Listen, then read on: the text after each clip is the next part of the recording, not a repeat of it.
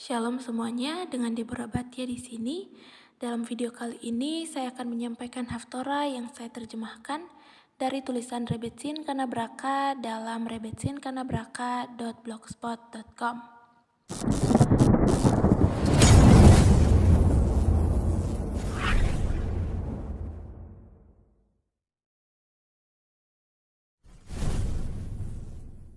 Haftorah Behalotka. Bersoraklah untuk sukacita, hai putri Sion. Diambil dari kitab Sakaria pasal 2 ayat 10 sampai pasal 4 ayat 7. Haftorah minggu ini dari yang terakhir dari 12 nabi kecil, Sakaria adalah salah satu favorit saya. Itu puitis yang sangat indah dan dipenuhi dengan harapan dalam deskripsinya tentang kembalinya Hashem ke Israel dengan Shekinah ke tanah suci kita. Bagian pertama, hubungan antara Haftorah dan pembacaan Torah. Visi menorah emas di Haftorah minggu ini menghubungkan Haftorah dengan parasya Behalotka yang dibuka dengan menginstruksikan Aharon untuk menyalakan menorah setiap hari. Nekama Leibowitz menjelaskan bahwa penerangan menorah melambangkan tujuan dari seluruh pelayanan di Mishkan, peninggian jiwa menuju cahaya ilahi dengan menjaga mitzvot dari Taurat. Cahaya yang memancar dari menorah bercabang 7 keemasan, mewakili cahaya spiritual Shekinah, hadirat ilahi yang tinggal dari Hashem. Moshe tidak dapat membayangkan atau memahami desain menorah sampai Hashem menunjukkannya dalam sebuah penglihatan. Dalam Haftarah, Sakaria juga diperlihatkan penglihatan tentang menorah emas dengan mangkuk di atasnya, dan 7 pelita di atasnya, dan 7 pipa pada ke-7 pelita yang dipasang ke kepalanya. 2 pohon zaitun di menorah, satu di sisi kanan, mangkuk, dan yang lainnya di sisi kiri. Dalam kitab Sakaria pasal 4 ayat 2-3. Bagi saya, wadah cahaya spiritual harus ditunjukkan melalui penglihatan ilahi karena tidak dapat dipahami melalui logika manusia. Jelas oleh penyelenggara ilahi bahwa negara sekuler Israel telah memilih sebagai lambangnya gambar menorah seperti yang dijelaskan dalam Haftorah minggu ini. Lambang ini dengan jelas melambangkan bagaimana Israel adalah wadah untuk kehadiran Shekinah yang berdiam.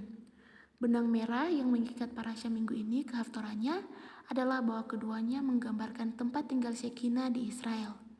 Dalam parasya, deskripsi menyalakan menorah diikuti dengan pemurnian orang Lewi untuk pelayanan di Mishkan dan awan Shekinah Hashem yang menutupi Mishkan. Bahkan, cerita tentang kritik Miriam dan Aharon terhadap Moshe mengajarkan kepada kita tentang bagaimana Moshe harus selalu siap menghadapi Shekinah yang selalu ada padanya. Haftorah menggambarkan tidak hanya rekonstruksi bait suci kedua, tetapi lebih dari itu. Ini menyinggung Geulah terakhir ketika Shekinah Hashem akan kembali secara permanen ke Israel. Masyiach akan mampu membangun bait suci dan menyebabkan Shekinah tinggal di dalamnya semudah menyalakan menorah.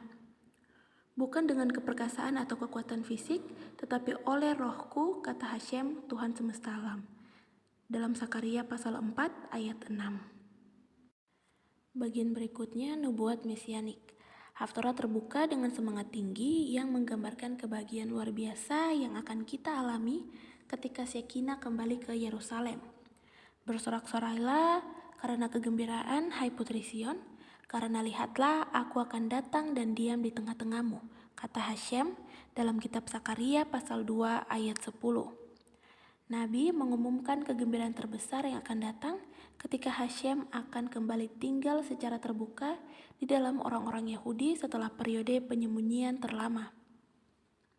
Meskipun Haftorah secara pasti mengacu pada periode sejarah di mana Sakaria hidup menjelang akhir pembuangan Babilonia, pesan yang mendasarinya membahas diaspora 2,5 milenium kemudian menubuatkan pembangunan kembali bait suci ketiga oleh Masyiach. Rabi Yeskiel Noda Yehuda menjelaskan bahwa ayat dan banyak bangsa akan melekatkan diri mereka pada Hashem dalam Sakaria pasal 2 ayat 11 dengan jelas mengacu pada masa Masyiach. Karena hanya di masa depan yang akan datang, bangsa-bangsa akan meninggalkan berhala mereka dan kembali ke Hashem. Prinsip ini tercermin dalam doa kita pada Rosh Hashanah dan Yom Kippur, karena rumahku akan disebut rumah doa untuk semua bangsa, dalam kitab Yesaya pasal 56 ayat 7. Selain itu, Hashem berjanji di Haftorah, aku akan tinggal di tengah-tengahmu, dalam Zakaria pasal 2 ayat 11. Namun, tempat tinggal Shekinah Hashem adalah salah satu dari 5 hal yang hilang di bait kedua. Oleh karena itu, nubuat optimis dalam Haftorah kita terutama mengacu pada penebusan akhir. Bagian berikutnya, Putri Sion di bawah perlindungan Shekinah Hashem. Siapakah Putri Sion yang disebutkan di Haftorah? Menurut Rabbi Nachman dari Breslau, Bat Sion adalah akar dari neshama Israel yang merupakan inti dari kebahagiaan. Kita perlu melindungi neshama yang suci ini dari cangkang kesedihan yang tidak murni dan erangan dengan kesucian ekstra. Tampaknya dalam generasi kita, kesedihan, depresi, ketakutan, dan kekhawatiran dengan mudah menyusup ke dalam jiwa kita dan melemahkan kita. Dibutuhkan kerja jiwa yang hebat untuk mengubah dan membasmi emosi negatif ini dari kesadaran kita. Langkah pertama adalah mengenali mereka, karena kita sering kali menghalangi perasaan apapun karena ketakutan.